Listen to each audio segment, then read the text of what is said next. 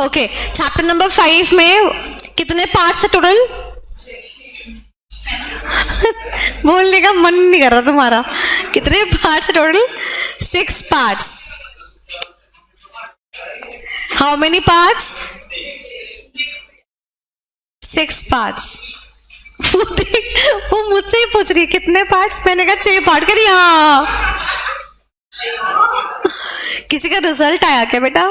नहीं, रोने को क्यों हो रही है? तेरा लंच बॉक्स किसी और ने खा लिया? चॉकलेट देने के बाद तो तुम ये कर रहे हो मेरे साथ, पीछे बैठ के तुम अपना जमघट बनाए हो। ताश के पत्ते और दे देती हूँ, बस इसी की कमी रह गई थी। हाँ, you people love playing cards.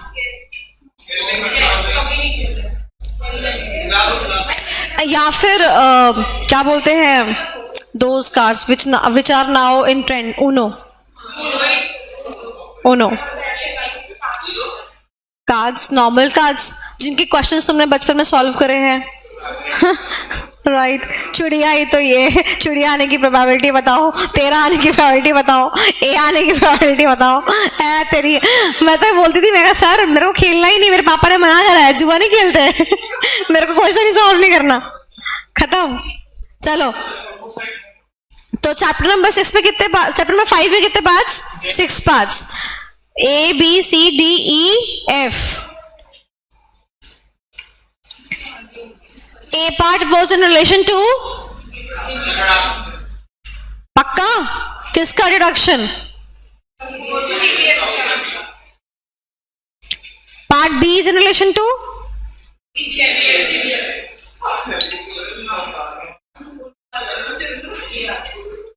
मैं चाहती हूँ सिमरन मैम को बोल के आती हूँ अब।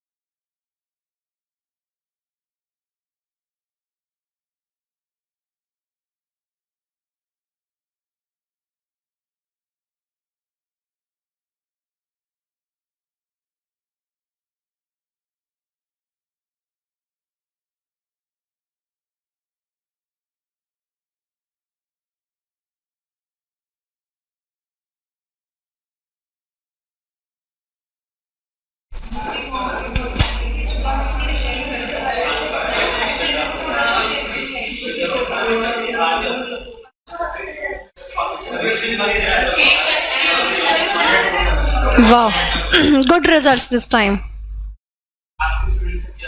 आ रहे हैं, अभी तो पता ही नहीं, मैसेज पड़े हुए खोलेगा है। तभी तो नहीं देना, मैं तो मना करेगी, तू भी मत खोल। देखो बात क्या है कि I know it's a high momentum, मन तो मेरा भी कर रहा है, बट मन के आगे, मन के हार।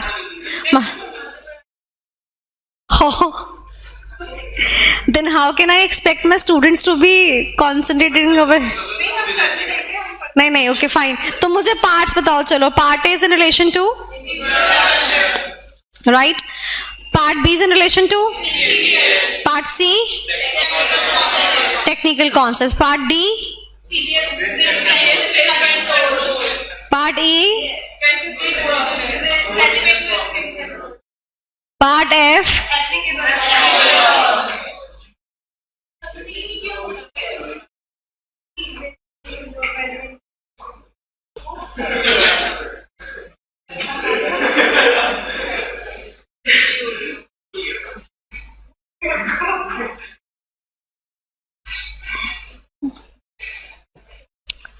Which part is left?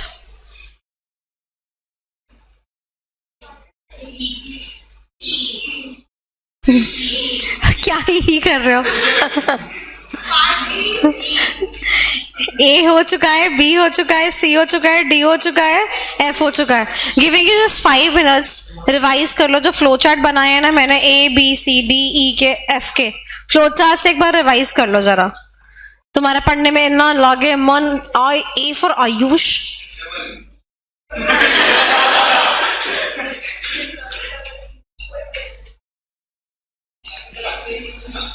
तुम भी दोनों शुरू हो गए अब। मैं मैसेज देख लूं अपने? नहीं। कोई चीज अगर मैं कर रही हूँ तो मैं अपने स्टूडेंट से कैसे एक्सपेक्ट कर सकती हूँ? तो इसलिए मैं भी कंट्रोल करे हुए हूँ, आप भी कंट्रोल करो। हाँ, मैं रोने की लग जाऊंगी। नहीं नहीं,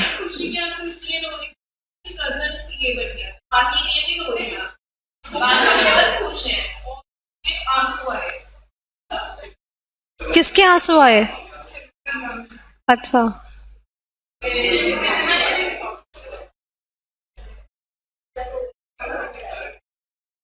देखो सपना सबका होता है, साकार भी होगा। पढ़ोगे तो तुम्हारा भी नाम आएगा ना आक्षित में। और देखो अभी मालूम पड़ा कि 84 इन ऑल्टिंग, तो 84 इन ईएस एंड एसएम भी तो लाके दिखाओ।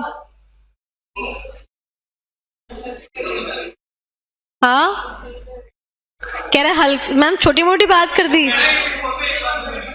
हाँ, उस पे तो नहीं मिलेंगे, बट उस पे जैसे एक्सप्रेशन था वो तो मिल जाएगा, पॉपुलैरिटी मिल जाएगी, अपने डिस्ट्रिक्ट में नाम हो जाएगा, यहाँ मार्कशीट टंग जाएगी। लिखेंगे उस पे डबल ए वाला आयुष, नॉट अ सिंगल ए वाला आयुष। चलो, so part number E is in relation to risk and controls, relevant risk and controls। चलो रिलेट करते हैं, ध्यान से मेरी बात सुनना। चैप्टर नंबर 1 करते हुए कितना मजा आ रहा था ना। चैप्टर नंबर 1 के अंदर अपन लोगों ने पढ़ा risk and controls with respect to specific business process, purchase का प्रोसेस, सेल का प्रोसेस, एक्सेट्रा एक्सेट्रा। सिमिलरली यहाँ पर आता है पार्ट नंबर ई, सेम ही पार्ट है। ये क्या कहता है? बैंक से भी क्या होते हैं? Different different processes. कौन कौन से प्रोसेस होता है? सबसे पहले current account and saving account खोलने वाला एक प्रोसेस है ना, current account and saving account खोलो।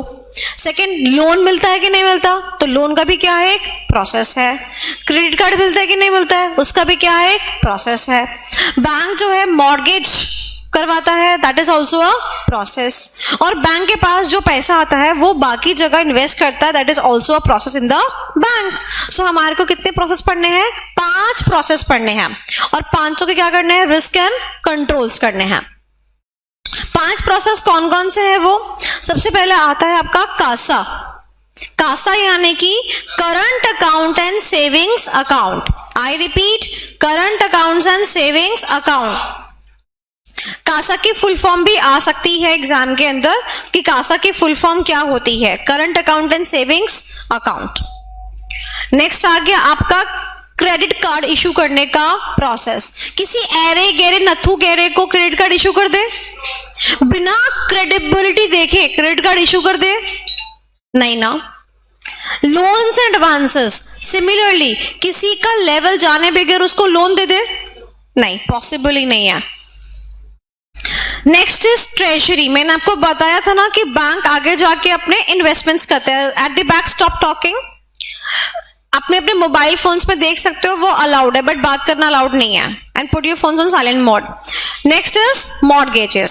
सो अब आप मुझसे बताओ, इन 5 टर्मिनोलॉजीज में से ऐसी कौन सी टर्मिनोलॉजी है जिससे आप रूबरू नहीं है? करंट अकाउंट सेविंग अकाउंट आपको पता है, क्रेडिट कार्ड पता है, लोन एडवांसेस पता है, ट्रेजरी पता है। इसकी छींक आ रही और कह रहा यस मैम। अब आएगी नहीं, अब हमें रोक दी। भाग गई। ट्रेजरी, ट्रेजरी के ऊपर क्वेश्चन मार्क है, चलिए। और मॉर्गेज तो पता ही है, चलिए। तो ट्रेजरी मैं समझा दूंगी। अब मैं ये मान के चलती हूँ, पहली बात पूरी ध्यान से सुनेंगे। Stop talking at the back, ध्यान से मेरी बात सुनना।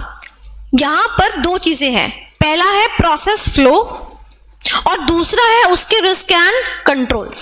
आई रिपीट, पहला क्या है? प्रोसेस फ्लो, यानी कि एक प्रोसेस है कि करंट अकाउंट या सेविंग अकाउंट कैसे खोला जाता है, यानी कि एक प्रोसेस है क्रेडिट कार्ड कैसे इशू होता है, यानी कि इन सब के सबसे पहले क्या होंगे? प्रोसेसेस होंगे, ठीक है। और फिर प्रोसेस पढ़ने के बाद वो बता रहा है हर एक के रिस्क एंड कंट्रोल्स। नाउ मैं आपको एक बात बोलती हूं with respect to the processes. आपको एग्जाम में अगर प्रोसेस लिखने को आया तो आपको एग्जाम में प्रोसेस कितना आप अच्छा लिख लेना, आपको फुल मार्क्स नहीं मिलेंगे, क्योंकि प्रोसेस में अप्रोक्सीमेटली 15 to 16 पॉइंट्स हैं। कितने पॉइंट? 15 से 16। 15 पॉइंट इसके मल्टीप्लाई कर दो 5 से, कितने हो गए? ये पॉइंट्स हैं। क्या आपको 75 के 75 पॉइंट्स याद रहेंगे? नहीं, हेरा फेरी भी हो सकती है, कुछ पॉइंट्स डिलीट भी हो सकते हैं। अगर आपने एक पॉइंट भी छोड़ दिया तो आपके 5 में से नंबर कितने? 4। हर एक गलती पर एक नंबर माइनस। डायग्राम नहीं बनाया, नंबर माइनस। सबके डायग्राम्स हैं। तो ऐसा प्रोसेस जिसके अंदर हर प्रोसेस में 16 पॉइंट्स हैं, उसको करके भी कोई फायदा नहीं है। बट मैं आपसे ये जरूर कहूंगी कि आप अपनी बुक से, जो आपका स्टडी मैट है, उससे एक बार रीडिंग जरूर लगा लें। रीडिंग लगाने से क्या होगा कि you will get an idea कि अगर एग्जाम में लिखना पड़ा तो बना बना के लिख लोगे। एग्जाम में वो भी कब? जब टाइम मिला। मान लो आपके पास 5 मिनट है और क्वेश्चन क्या आया हुआ है कि बताओ क्रेडिट कार्ड कैसे इशू होता है, तो अगर आपने रीड करा हुआ होगा तो चलो आप 5 मिनट बना के लिख दोगे। बट अगर वो 5 मिनट भी नहीं है आपके पास तो फिर तो अब मामला ही खत्म है। Am I clear with that? So मेरे नोट्स में आपको प्रोसेस नहीं मिलेगा, because I don't teach the students कि वो अपने आप को इतने रिस्की पोजीशन पे लेके जाएं कि ये इतने सारे पॉइंट्स याद करें और फिर इनके रिस्क एंड कंट्रोल्स के पॉइंट्स भी याद करें और एग्जाम में जो है मैं उनसे एक्सपेक्ट करूं कि बच्चे का फुल नंबर आ जाए। ऐसा पॉसिबल नहीं है। तो मेरे हिसाब से प्रोसेस फ्लो तो मैं कराऊंगी नहीं, ठीक है। और अब बचता है आपके रिस्क एंड कंट्रोल, जो कि मैंने आपको इस पेज पे दे रखे हैं। एग्जाम में 99% रिस्क एंड कंट्रोल्स ही आते हैं। 1% होगा कि आपको प्रोसेस फ्लो मिल जाए। उस 1% के लिए 75 पॉइंट्स करने हैं या नहीं करने हैं वो आपकी चॉइस होगी, ओके। और प्रोसेस, क्योंकि प्रोसेस तो हर एक का अलग अलग ही होगा तो आप कॉमन पॉइंट्स भी याद नहीं कर सकते। जबकि रिस्क एंड कंट्रोल्स में मैंने अपना हार्डवर्क किया, मैंने अपनी कॉम्पिटेंसी से क्या किया, इन तीनों के कॉमन पॉइंट्स निकाले रिस्क एंड कंट्रोल्स के। यानी कि एग्जाम में अगर क्रेडिट कार्ड के रिस्क एंड कंट्रोल्स आ जाए, चाहे लोन्स एडवांसेस के आ जाए, चाहे कासा के आ जाए, तीनों के रिस्क एंड कंट्रोल्स क्या होंगे? सेम होंगे। यानी कि ये जो पेज आपको दिख रहा है, ये पेज तीनों के लिए क्या होगा? एप्लीकेबल होगा। मैं कहती हूं कि अगर आपको 4 पॉइंट्स करने थे रिस्क एंड कंट्रोल्स के, तो आपको 4 3 12 पॉइंट्स करने पड़ते। 12 पॉइंट्स की जगह आपको सिर्फ कितने पॉइंट्स करने पड़ रहे हैं? 4 पॉइंट्स करने पड़ रहे हैं। कम पॉइंट्स करोगे, कम पंगा होगा हेरा फेरी होने का, टू दी पॉइंट लिख पाओगे। Is that clear? एंड अगर आपने इसके कर लिए ना तो मॉर्गेज भी ऑलमोस्ट मिलता जुलता ही है, तो मॉर्गेज का भी आप लिख पाओगे। बचेगा ये ट्रेजरी वाला, जिसका कि आप मीनिंग तक नहीं जानते या आप उसका प्रोसेस भी नहीं जानते। तो मैं आपको उसका जो प्रोसेस है वो आपको समझाऊंगी एंड फिर हम रिस्क एंड कंट्रोल्स करेंगे, ताकि आपको पता तो ट्रेजरी है क्या, तभी तो उसके रिस्क और कंट्रोल्स पता कर सकते हो। लोन्स एडवांस तो पता है क्या होता है, क्रेडिट कार्ड का भी पता है क्या होता है, मॉर्गेज का भी पता है, बट ट्रेजरी का नहीं पता। उसका मैं आपको एक आइडिया दे दूंगी। Is that clear? बट मेरे पास कोई बच्चा स्टडी मैट लेके ना आए कि मैम ये प्रोसेस समझ नहीं आ रहा, मेरे को समझा दो, तो भैया मेरे बस की नहीं है ना, मेरे को उस पर माथा पच्ची करनी। 1% चांस होगा प्रोसेस आने का और उसके लिए आप पूरा सब्जेक्ट एक तरफ कर दोगे, मेरे को ये गवारा नहीं है, ठीक है। Is that clear? शुरू करें, कोई दिक्कत? चलिए सबसे पहले बताओ, ट्रेजरी को समझते हैं, समझे? नया वाला पॉइंट, ओके, आई मेंशन कि बैंक्स क्या करते हैं, बैंक्स के पास जो पैसे होते हैं बैंक्स आगे क्या करते हैं, उसको इन्वेस्ट करते हैं, तभी तो आपको क्या दे पाएंगे, वो इंटरेस्ट दे पाएंगे। Is it clear? इतनी बात तो आपको समझ में आती है। अब इस प्रोसेस को मैं थोड़ा समझाती हूँ आपको, ध्यान से मेरी बात सुनना। ट्रेजरी यानी कि खजाना, ट्रेजर हंट भी सुना होगा आपने। खजाना यानी पैसा, यानी कि जो बैंक के पास पैसा आया वो क्या है, एक ट्रेजर है। क्या है? ट्रेजर है। उसको मैनेज करने वाला होता है ट्रेजरी ऑफिसर। कौन होता है? Treasury officer. इवन मैं आपको बताती हूँ, in the field of CA जब भी कोई कमेटी बनती है, अगर ब्रांच की भी कोई कमेटी बनेगी, तो अगर एक ब्रांच का चेयरमैन बनेगा तो एक ब्रांच का ट्रेजरी मैनेजर भी बनेगा, जो कि फंड्स को क्या करेगा, एलोकेशन देखेगा प्रॉपर्ली हो रहा है या नहीं हो रहा है। जब तक उसका साइन नहीं लगेगा ना, और मान लो मुझे पैसे मिलने हैं, जब तक उसका साइन नहीं लगेगा मुझे पैसे नहीं मिलेंगे। तो ट्रेजरी वाला जो बंदा होता है वो, उसके पास पैसों को लेके क्या होती है, पावर होती है। Is it clear? मान लो कोई फंक्शन करना है आईसीआई को, ठीक है, उस फंक्शन में लेट्स सपोज 1 लाख रुपए खर्च होना है। जब तक ट्रेजरी ये ना बोल दे कि हाँ we have sufficient funds, we can conduct this event, तब तक वो इवेंट होने का नहीं। उसकी इतनी बड़ी पावर है। ठीक है, ये मैंने आपको आईसीआई के बारे में बताया। अब बैक टू पवेलियन, ट्रेजरी के बारे में जानते हैं। अब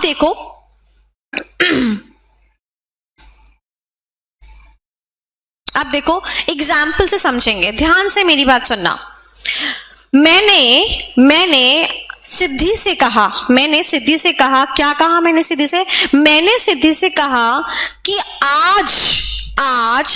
आज हम दोनों एक कॉन्ट्रैक्ट में एंटर करते हैं। आज हम दोनों एक कॉन्ट्रैक्ट में एंटर करते हैं। क्या कॉन्ट्रैक्ट है? मैंने कहा कॉन्ट्रैक्ट ये है कि आज से 3 मंथ्स के बाद तुम अपना मकान मुझे दे दोगी। क्या हुआ? कॉन्ट्रैक्ट हुआ। कॉन्ट्रैक्ट कब हुआ? टुडे। कॉन्ट्रैक्ट कब एंटर हुआ? टुडे। एंड कॉन्ट्रैक्ट एग्जीक्यूट कब होगा? After 3 months. कॉन्ट्रैक्ट क्या था? मैं सिद्धि को मनी दूंगी, से फॉर एग्जाम्पल 50 lakhs, एंड सिद्धि मुझे क्या देगी? सिद्धि मुझे इन रिटर्न घर देगी। यहां तक कोई दिक्कत? बोलो हाँ कि ना। चलो, 3 महीने बाद, आफ्टर 3 months, क्या कहते तुम लोग? Few moments later. तो कुछ टाइम के बाद में मुझे एक बात बताओ, अगर मैं ये कह दूं सिद्धि बेटर लक नेक्स्ट टाइम, मेरे पास तो अभी पैसे ही नहीं है, तो बताओ जायज है ये बात? नहीं ना। कॉन्ट्रैक्ट एंटर आज हो गया था। अगर कॉन्ट्रैक्ट एंटर आज हो गया था तो कॉन्ट्रैक्ट एंटर करने के बाद एग्जीक्यूशन होना भी इंपॉर्टेंट था।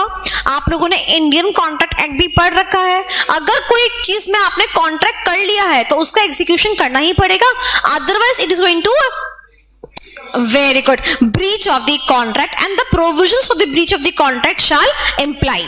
बात समझ आई? तो अब मान लो मैं ये कहूं मेरे पास तो पैसा ही नहीं है, तो क्या सिद्धि मान जाएगी? मैम कोई बात नहीं, आप तो मेरे मैम हो, कोई बात नहीं। ऐसा जायज लगेगा?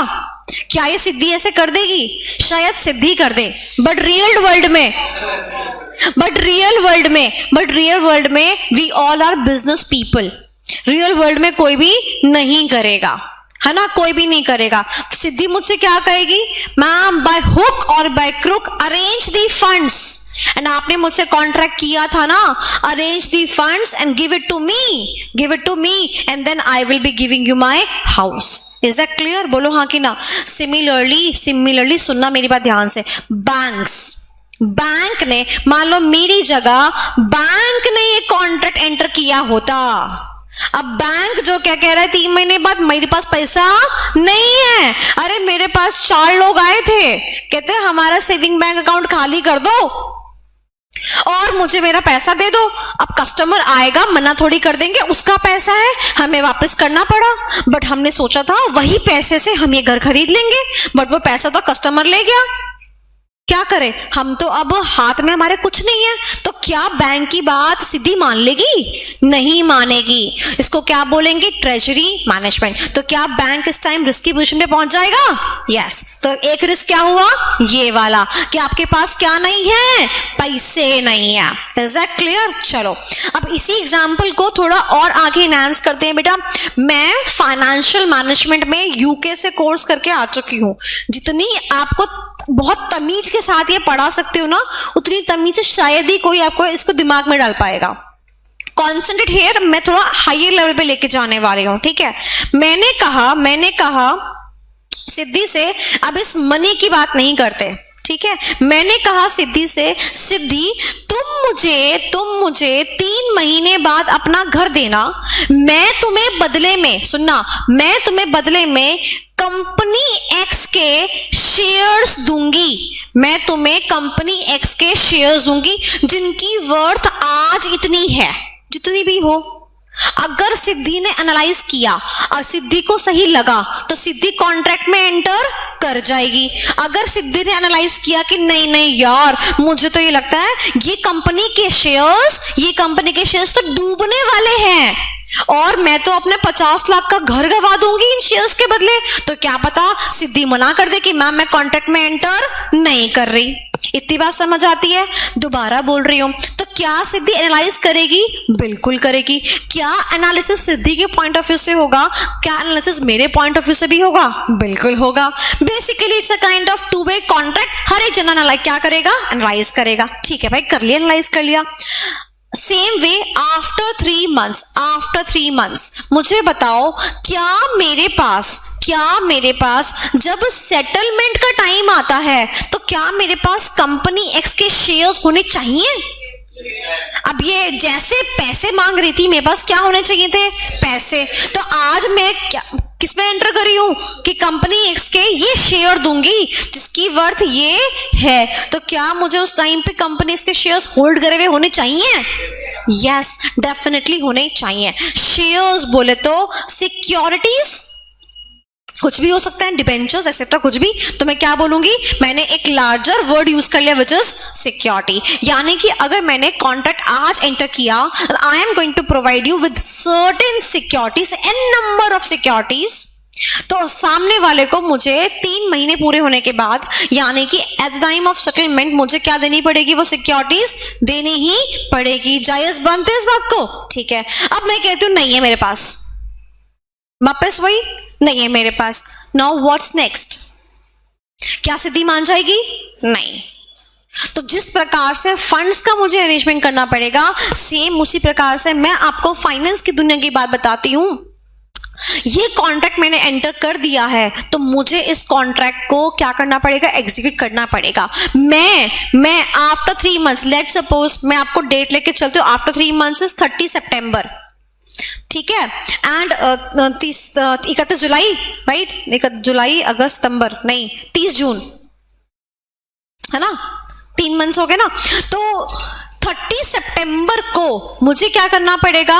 ऑन 30 सितंबर मेरे हाथ पे सिक्योरिटी नहीं है, कंपनी से शेयर्स नहीं है।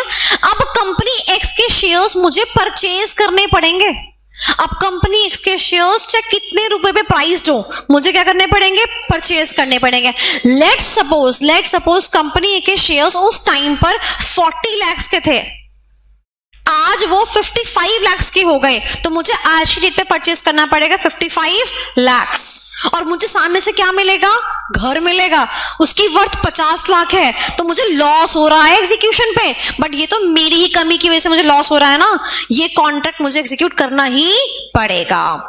Is that clear? सो ये होते हैं हमारे कुछ, जिनको बोलते हैं फॉरवर्ड कॉन्ट्रैक्ट, फ्यूचर कॉन्ट्रैक्ट्स। ये these are the parts of derivatives. I repeat, derivatives, जिनको कि आप अपने एडवांस फाइनेंशियल मैनेजमेंट के पेपर में सीए फाइनल में पढ़ेंगे, ठीक है। और फिर आप मुझे देख के बताइएगा कि जो मैंने आपको एग्जांपल दिया था वो फॉरवर्ड कॉन्ट्रैक्ट का था, फ्यूचर कॉन्ट्रैक्ट का था, कौन से, बहुत सारे कॉन्ट्रैक्ट्स उसके अंदर, कौन से टाइप का कॉन्ट्रैक्ट मैंने आपको कराया था। क्या आप इतनी बात से जा सकते हैं? अब जो 5 लाख का लॉस हो गया, ये 5 लाख का लॉस, कहां तो बैंक पैसा कमाना चाहती थी, कि 40 लाख की सिक्योरिटी थी और 50 लाख का घर मिल रहा था, और कहां तो बैंक को उल्टा लॉस हो गया। देखा जाए तो 15 लाख डूब गए। तो बताओ क्या बैंक को ऐसे करना चाहिए? नहीं। बट अगर बैंक ऐसे करता है कि उसके पास क्या है, इनसफिशिएंट सिक्योरिटीज हैं at the time of settlement, तो क्या बैंक रिस्क की पोजीशन पे आ गया? बिल्कुल आ गया। अब ये तो देखो भगवान की देन है, क्या पता कंपनी इसके शेयर्स 40 के थे ना, 55 के हुए, क्या पता 55 के 35 के हो जाते, या उसको और प्रॉफिट हो जाता। फिर तो ये तो भगवान की देन है, तभी तो हमने कहा रिस्क है, हो भी सकता है और नहीं भी हो सकता है। ये तो क्या है?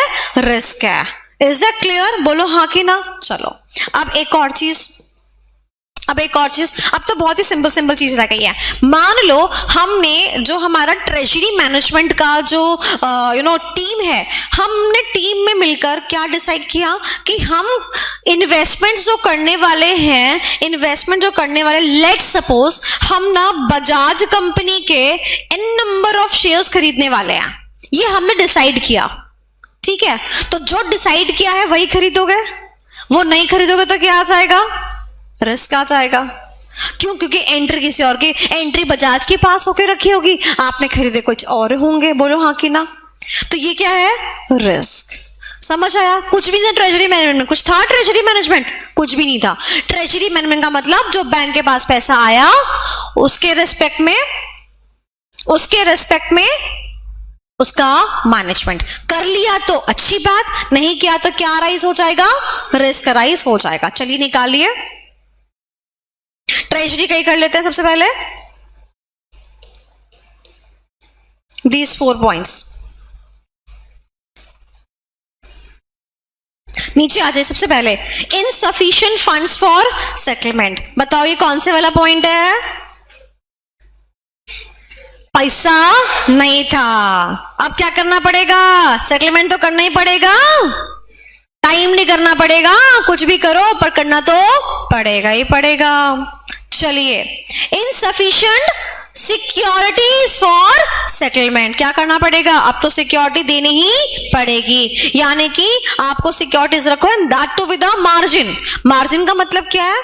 मार्जिन का मतलब है एक आधी एक्स्ट्रा खरीद के रख लो, कोई ऐसी बात नहीं है, मार्जिन रख लो। Okay, next is inaccurate trade process. Trade का मतलब क्या होता है? सुनना, ट्रेड का मतलब क्या होता है? हमने कहा हम खरीदें कंपनी एक्स के शेयर्स और खरीद लिए म्यूचुअल फंड्स, तो ये क्या है? Inaccurate trade process. यानी कि जो भी आप प्रोसेस करोगे वो क्या होना चाहिए? ऑथराइज होना चाहिए, यानी कि टीम द्वारा ऑथराइज होना चाहिए। और last is unauthorise confirmation of process. जब टीम ने डिसाइड कर लिया कि कंपनी एक्स के शेयर्स खरीदते हैं तो फिर आप म्यूचुअल फंड्स नहीं खरीद सकते, यानी कि अनऑथराइज कंफर्मेशन ऑफ प्रोसेस। तो हम क्या करेंगे? जो कंफर्मेशन, अगर मान लो आपने अब म्यूचुअल फंड्स खरीद भी लिए तो हम जो है देख लेंगे कि सच में म्यूचुअल फंड्स खरीदे हैं या नहीं खरीदे हैं। जिनकी म्यूचुअल फंड्स खरीदे होंगे उनसे क्या ले लेंगे? काउंटर पार्टी से कंफर्मेशन लेंगे कि हाँ चलो म्यूचुअल फंड्स तो खरीदे हैं, चलो कोई बात नहीं, जहां पैसा लगाया वही देख लेते हैं। ये क्या है? Treasury management. Is that clear? Upon EIS में सब क्यों पढ़ रहे हैं? बस क्योंकि ना ईआईएस के अंदर सीबीएस सॉफ्टवेयर है, सीबीएस सॉफ्टवेयर के अंदर एक क्या बोलते हैं आइकन होगा ट्रेजरी मैनेजमेंट का, क्लिक करो काम सारा उस पे आ जाएगा। बस इस एक फंक्शनलिटी चक्कर में ईएएस पढ़ानी पड़ रही है। कोई दिक्कत? समझ में आ गया? चलिए, ट्रेड फर्स्ट वाला पॉइंट बता दूं, वो कहता है इनएक्यूरेट ट्रेड प्रोसेस। देखो, जब हमने टीम बना के ये डिस्कस कर लिया कि हमारे को फलाना यानी कि कंपनी एक्स के शेयर्स ही खरीदते हैं, तो आप कंपनी एक्स के शेयर्स ही परचेज करेंगे, यानी कि there has to be the authorisation. अगर ऑथराइजेशन नहीं मिला तो वो क्या बन गया? इनएक्यूरेट ट्रेड बन गया। ठीक है, ये तो उसने बताया कि इनएक्यूरेट ट्रेड को हमने एंटर कर दिया। अब वो कह रहा है नेक्स्ट वाले पॉइंट में, अब एंटर कर दिया तो अब क्या करें? तो हमने कहा कम से कम काउंटर पार्टी से क्या ले लो? कंफर्मेशन ले लो, कहीं ये वाली बात भी झूठी ना हो कि म्यूचुअल फंड्स भी नहीं खरीदे। ओके, चलिए, next is the points with respect to CASA, credit card and loans and advances. इतने बेवकूफ वाले पॉइंट्स है ना, कतई तुम कहोगे कि मैम क्या पॉइंट्स है, ये बिल्कुल लद्दू वाले पॉइंट्स है। आइए पढ़ते हैं, पता क्या कहता है, नीचे से ऊपर पढ़ेंगे। सबसे पहला पॉइंट, इनएक्यूरेट इंटरेस्ट। आपको तो पता है ना, सेविंग्स बैंक पे आपको इंटरेस्ट मिलता है, ठीक है। और क्या बोलते हैं, जब भी आप कोई लोन वगैरह लेते हैं तो उस पर आपको इंटरेस्ट देना पड़ता है। तो बेसिकली इंटरेस्ट की कैलकुलेशन तो है, ठीक है। अब वो क्या कह रहा है, इनएक्यूरेट इंटरेस्ट, यानी कि मान लो सेविंग्स बैंक अकाउंट पे 4% देना हो तो 4% की जगह आपको 3% ही दिया खाली। ये क्या है, inaccurate interest.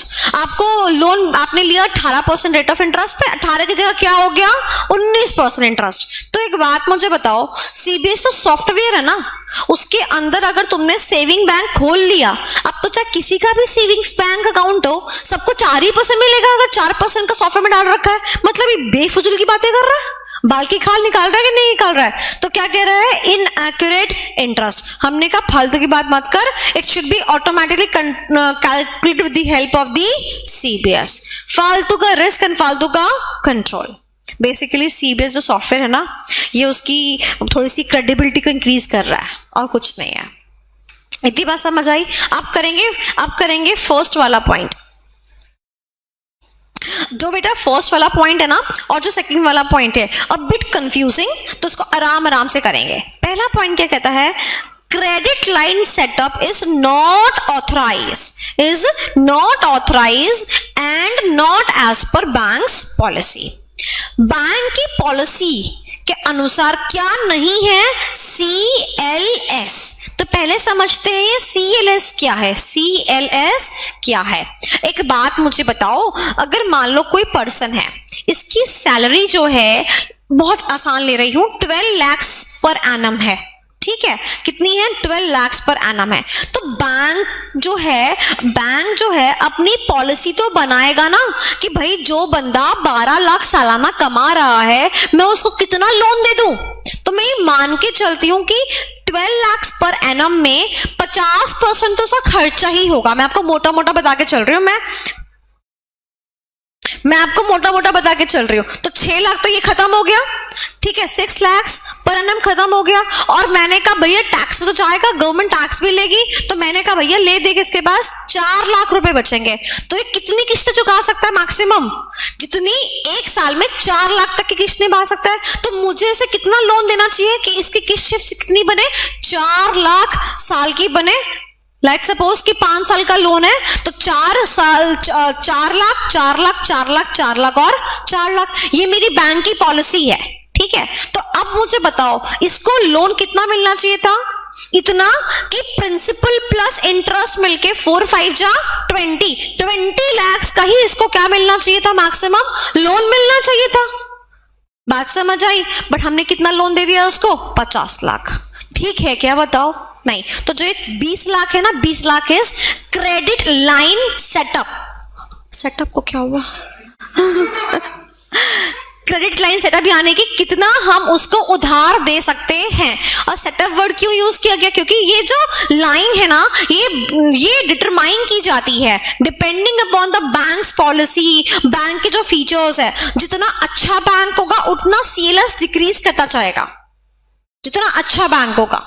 Is that clear. तो ये क्या है, क्रेडिट लाइन सेटअप। अब पहला पॉइंट क्या कहता है जो आपने 20 लाख की लिमिट करी, ये 20 लाख की लिमिट बैंक्स के पॉलिसी के अनुसार नहीं है। सॉरी, जो आपने 50 लाख की लिमिट करी वो किसके अनुसार नहीं है, बैंक की पॉलिसी के अनुसार नहीं है। तो रिस्क आएगा कि नहीं आएगा। वो बंदा जो लोन लेके बैठा है हमसे, जो वो बंदा, क्रेडिट कार्ड की बात करती हूं, अगर किसी की सैलरी 12 लाख LPA है तो उसकी क्रेडिट कार्ड की लिमिट मुझे 2 लाख देनी थी बस हर साल की। मैंने उसे 4 लाख दे दी, तो बैंक रिस्क की पोजीशन में आ गया कि नहीं आ गया। तो यहां पर क्या बोलता है वो, credit line setup is not as per banks policy. तो अगर आपका 50 लाख की जो लिमिट है, 4 लाख की जो लिमिट है, ये बैंक की पॉलिसी के अनुसार नहीं होगी तो बैंक कैसे पोजीशन में पहुंच जाएगा, रिस्की पोजीशन पे पहुंच जाएगा। अच्छा कंट्रोल बताओ क्या लगाएंगे, सिंपल। चलो आओ देखते हैं कि आपका जवाब सही है कि नहीं है। देखो क्या कहता है ये, credit line setup is not authorised and not as per banks policy. तो क्या करेंगे, उसकी सब कुछ चेक करेंगे कितना बनता था, एंड फिर उसके बाद में उसको बैंक की पॉलिसी के अनुसार ही क्या देंगे, सेटअप देंगे। तो पहले कैलकुलेट करो, उसके बाद उसको उतने का ही क्या दो। तो पहले 20 लाख को कैलकुलेट करो और फिर 20 लाख की ही पॉलिसी के अनुसार उसको क्रेडिट दो। कोई दिक्कत at the back? Okay. Point number 1 में जो बातें मैंने आपसे कही समझ में आ गई। अब पॉइंट नंबर 1 में पॉइंट नंबर 2 में क्या फर्क है, ध्यान से मेरी बात सुनना, अच्छे अच्छे बच्चों को समझ में नहीं आता। पॉइंट नंबर 1 में हमने CLS बना दिया, लेट्स सपोज 20 लाख बना दिया। तो मुझे एक बात बताओ, क्या जो मैंने क्रेडिट लाइन सेटअप करी है, क्या मुझे इस लाइन को, क्या मुझे इस अमाउंट को अपने सॉफ्टवेयर को नहीं बताना चाहिए? बताना चाहिए ना। यानी कि अगर मान लो मैंने मेरे सॉफ्टवेयर को नहीं बताया तो क्या होगा, वो इससे ऊपर का लोन सैंक्शन कर देगा और कोई रेड नहीं दिखाएगा, और वो एक अनऑथराइज कैटेगरी में आ जाएगा और बैंक रिस्क की पोजीशन पे आ जाएगा। तो पॉइंट नंबर 2 में क्या बोला उसने, CLS in CBS not authorise, यानी कि CBS में डालना भूल गए या फिर CBS में डाला तो गलत डाला, इज नॉट ऑथराइज्ड। कहां पर, इन CBS, इन CBS। तो 1 में और 2 में क्या डिफरेंस है, सॉफ्टवेयर का डिफरेंस है। तो बताओ क्या करेंगे, एक्सेस राइट्स दे देंगे CBS के अंदर, लिख दे, उसमें लिख दो इन CBS, एंड डालने वाला व्यक्ति भी कौन होना चाहिए, ऑथराइज पर्सनल। ये थोड़ी ना कल को वंश जाके CLS डाल के आ रहा है CBS के अंदर। कोई दिक्कत? Easy point. चलिए नेक्स्ट क्या है, customer master in CBS not in accordance with PDC। पहले पढ़ेंगे PDC क्या होता है, ऊपर लिखा हुआ है PDC stands for pre disbursement certificate.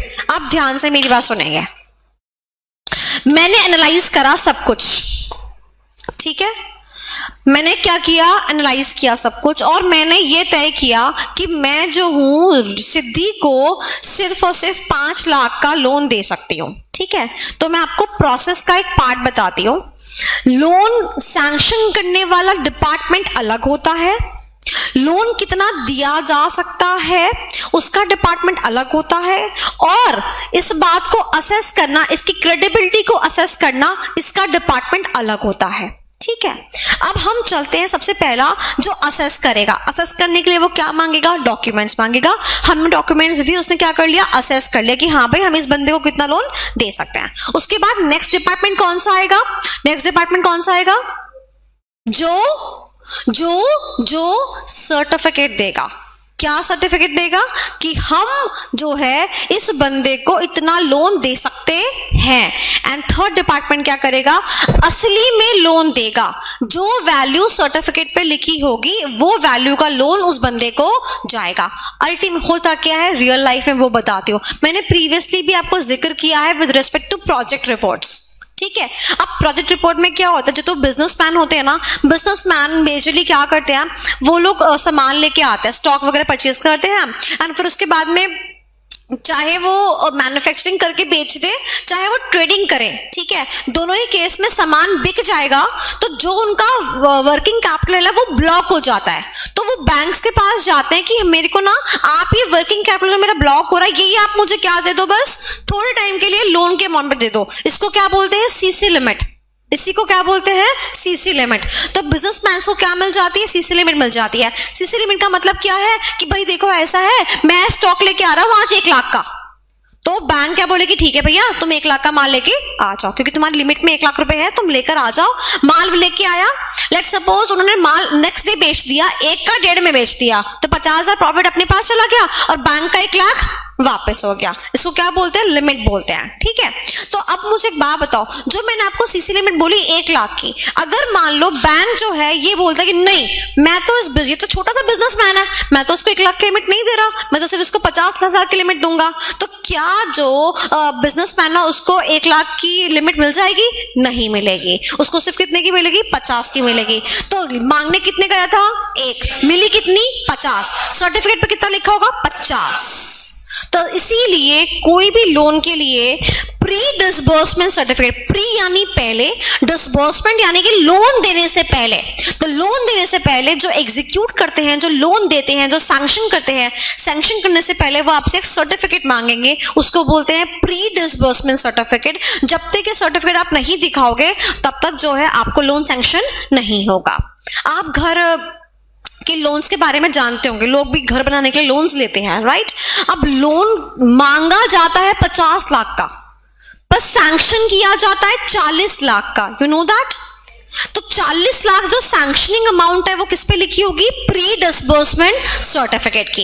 ये क्यों इंपॉर्टेंट है? क्योंकि जरूरी नहीं जितने पे लोन इंसान मांग रहा है उतना उसे लोन सैंक्शन भी हो जाए। तो प्री डिसबर्समेंट सर्टिफिकेट का मतलब क्या है कि वो अमाउंट जो सैंक्शन किया जाएगा टू दी कस्टमर।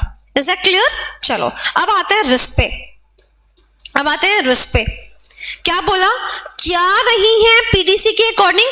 कस्टमर का master data in the CBS. यानी कि सुनना, पीडीसी में लिखा था 40 लाख का लोन सैंक्शन कर सकते हैं, और हमने जो सीबीएस में कस्टमर पे लोन चढ़ाया, अगर जो हमने सीबीएस में कस्टमर पे लोन चढ़ाया वो 40 लाख की अमाउंट का होना चाहिए था, बट हमने कोई और अमाउंट चढ़ा दी, चाहे ऊपर चढ़ाई चाहे नीचे चढ़ाई, in the CBS. Is that clear? तो गलती किसकी? अगेन सीबीएस की। बोल ठीक है। तो इसमें क्या करेंगे? ऊपर वाले का सेकंड पॉइंट और नीचे वाले का सेकंड पॉइंट,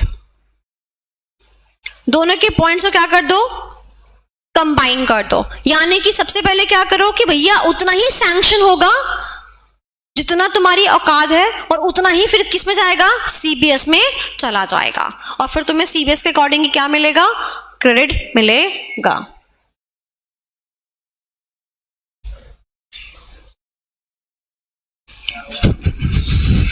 Hey, wow यार, good results this time.